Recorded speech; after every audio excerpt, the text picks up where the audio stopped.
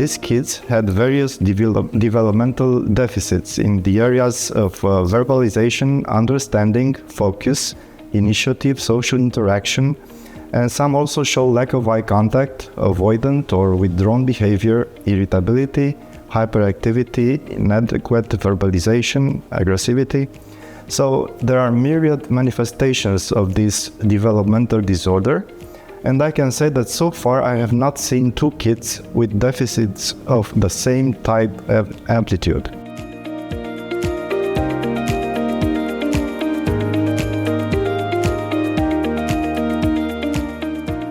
Parents are usually the first to notice that something is unusual with their child. The child does not talk, does not look when called by name, does not hug, nor initiate contact with mother. This happens usually at around the age of 1 year.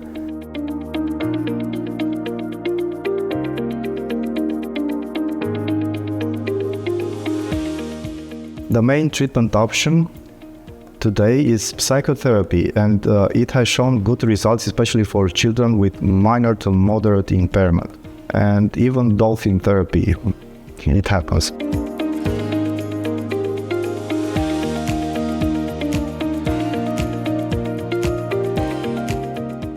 And I decided to go for this treatment knowing that autologous cord blood carries little risk, and we administered the cord blood to a very agitated and uncooperative child who fought the intensive care doctor to her best abilities, and 1 month afterwards we had the first follow-up visit.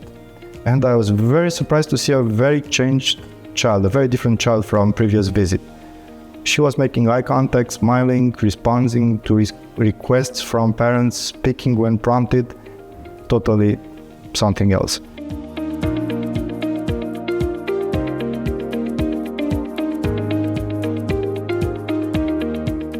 Cord blood has different types of stem cells in different proportions, and currently we determine only the total nucleated cells, or TNCs, and the hematopoietic stem cells, or HSCs, which have the cellular surface marker CD34. And this because they are used primarily in hematology oncology for reconstitution of bone marrow after high doses of chemotherapy. Some cord blood grafts contain stem cells with embryonic markers, NANOG and SOX and OCT, which are even more capable of division and differentiation into many cell types, and are able to replace the neurons destroyed in ASD.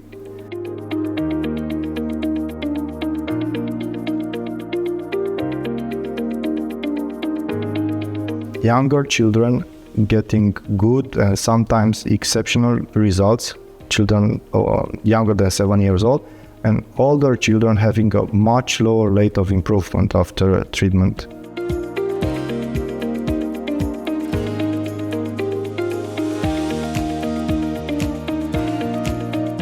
Of course, the use of autologous cord blood is limited to children who have it harvested at birth.